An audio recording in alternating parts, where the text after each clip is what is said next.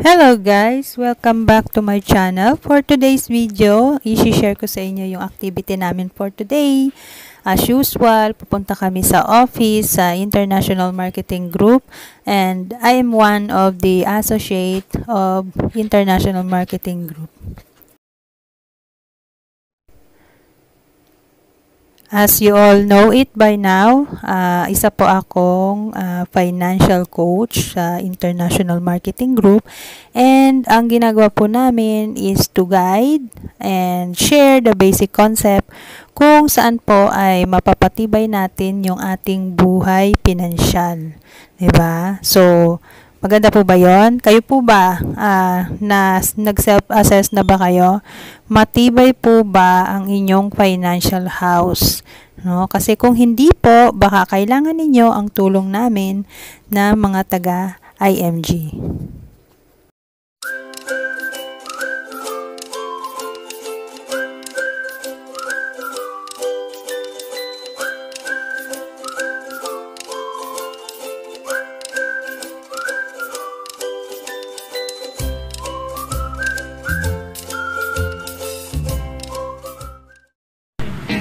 Oh, galing naman! Hello guys! Welcome back to my channel!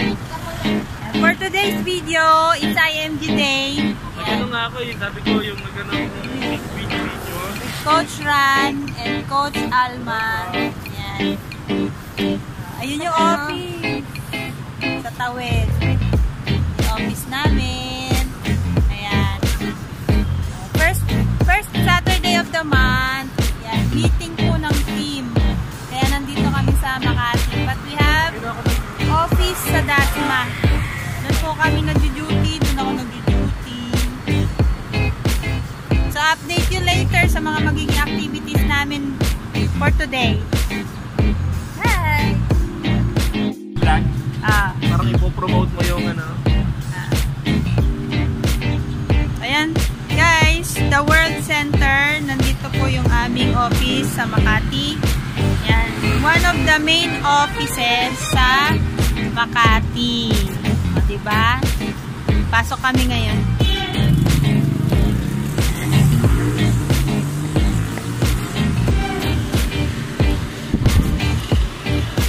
Morning! Sila Coach Ran. Where are you going?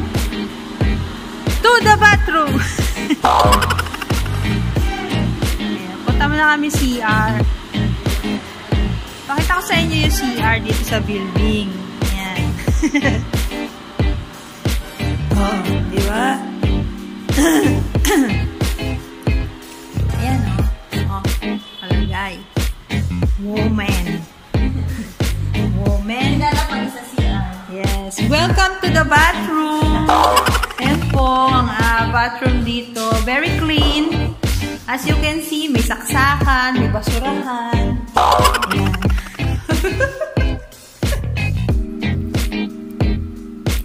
So, ayan guys, sa elevator na kami. Paakyat na kami dun sa itaas, sa may pinaka-office. Oh, ganda ng voice. Kita nyo naman yan. Diba?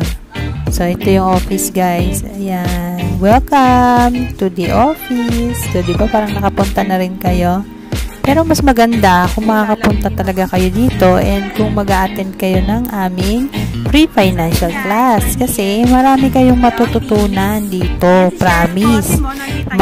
Marami akong natutunan dito na hindi ko alam. Diba? Na importante pala sa sa buhay natin, no? Marami akong learnings dito na gusto ko rin ma-share sa inyo if open kayo and willing kayo na matuto din.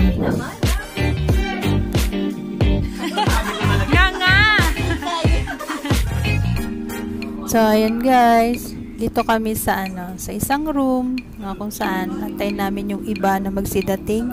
Medyo maaga pa kasi kaya konti pa lang yung tao. Mamaya puno na yan. So, guys, bakit nga ba kailangan natin matutunan kung paano mag-build ng ating financial foundation? build the right way ha, hindi po yung pucho-pucho lang na build. Ipon-ipon ko no, pero dukot din ang dukot.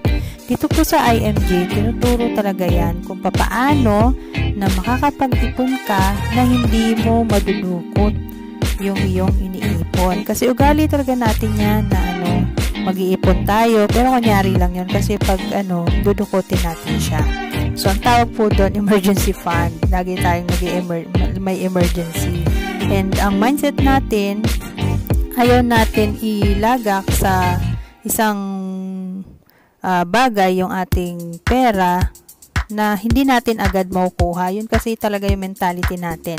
Once may nag-offer sa'yo ng investment, ang tanong natin agad, pwede ko ba yan kunin agad pag kailangan ko?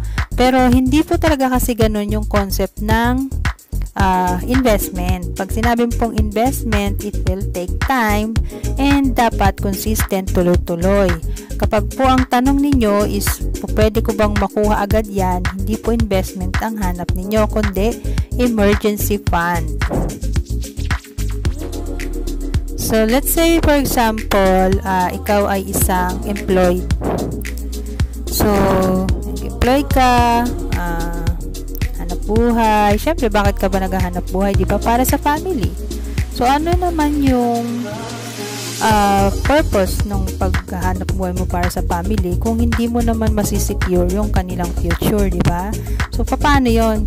So, kailangan din i-secure mo din yung sarili mo, hindi lang puro sa family. Kasi, lalo na kung ikaw ang breadwinner, mahalaga ka. Di ba? Can you imagine kung halimbawang bigla kang kinuha ni Lord, kinuha ka sa family mo, and yung family mo nakaasa sa'yo, anong mangyayari sa family na may iwan mo? Kaya ba nilang tapalan yung pinoprovide mo para may pagpatuloy nila yung kanilang lifestyle, yung lifestyle na ibinigay mo sa kanila? Kasi kung hindi, dapat i-secure mo yung sarili mo. And if you love your family, isi-secure mo yan. Magiging open-minded ka. It doesn't matter kung maliit ang sweldo mo or nasa pag-handle po yan. Marami kaming kasama dito, janitor, nagtitinda lang ng puto sa bangketa, pero nagagawa naman nila yung pag-iipon, and proper yung kanilang pag-iipon, tama. And ang maganda doon, na ipapasa pa nila sa mga anak nila. Sige nga, tanungin niyo po yung sarili ninyo, when is the best time na i-educate yung mga anak natin ng proper way of handling finances? Habang bata pa sila or yung kapag malaki na sila at mahirap na silang pagsabihan? 'Di ba? Kasi kung ano po yung nakakagawian natin, yun din minsan yung na-adapt ng mga anak natin. Kung ang nakakagawian mo ay mag-ipon, mag-invest, magsinop ng perang pinaghihirapan, yan din yung ma-adapt nila.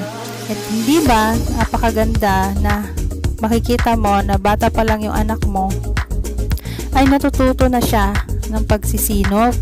Binavalue niya yung pera na binibigay mo, binavalue niya yung perang pinaghihirapan mo. Especially sa mga OFWs natin na mga kababayan, dapat matuto po yung ating mga family dito sa Philippines, no, na i-value yung pera na ipinapadala ninyo sa kanila. Kasi kadalasan nanineglect yan. Akala nila para kayong ATM, mga OFW. Kukumustahin lang kayo kapag may kailangan, and then isusunod na kung ano yung kailangan, di ba? Ang ending, madalas marami tayong mga OFW na tumanda na lang sa pag-alis sa bansa, pabalik-balik, di ba? Hanggang sa yung company na lang ang nag-force retirement sa kanila, and then they ended up wala pa ring naipon. Kasi ang main focus lang nila is yung makapag-provide, magbigay ng pera. Pero ang mga binibigyan ng pera, hindi naman natuto. Kaya importante na i-secure mo yung sarili mo dahil hindi ka sure in the future, 5 years from now, 10 years from now, kung yung trabaho mo ay trabaho mo pa rin. Diba? Kung yung health mo ay ganun pa rin. Tanda ang mga obligations, hindi po yan nauubos. When was the last time na sa isang buong buwan wala kang binayaran? Diba lagi kang may binabayaran? Kung lagi mong isi-set aside yung pangangailangan mo, wala ka talagang may ipon. You have to think of yourself for your future dahil hindi ka rin sigurado kung kaya ka rin suportahan yung mga taong sinusuportahan mo ngayon. For example, meron ka mga pamangkin na pinag-aaral, and then ang isip mo pag dumating ang panahon, tutulungan ka nila pag ikaw may nangangailangan. Think twice kasi may mga situations na malalagayan sila na kahit na gustong-gusto ka nilang tulungan ay hindi ka nila matutulungan. So, kailangan tulungan mo yung sarili mo habang able ka pa, habang may work, habang malakas. Mag-isip, you have to secure your future. You have to attend financial literacy class, invest your time in learning, and execute what you've learned. Kaya, kung gusto ninyo mag-attend ng aming free financial class, I am one chat away. For some of you, friends tayo sa FB, mag-message lang kayo sa akin para maibigay ko po sa inyo ang link at maka-attend kayo. Wala naman mawawala sa inyo. Libre naman to. Again, guys, na i-share namin sa inyo. Kahit OFW ka pa, message ka lang sa akin kung anong oras yung time na available ka, kung anong araw yung time na available ka, and we will make time for you. Ganyan po kami ka-eager mag-share ng aming mission sa mga kababayan natin, especially OFWs talaga. You are so vulnerable sa mga situations, no? And maganda po ang mga tinuturo namin, especially sa mga OFWs. Hope makasama namin kayo dito sa company. That's all for today, guys. Bye-bye! Take care!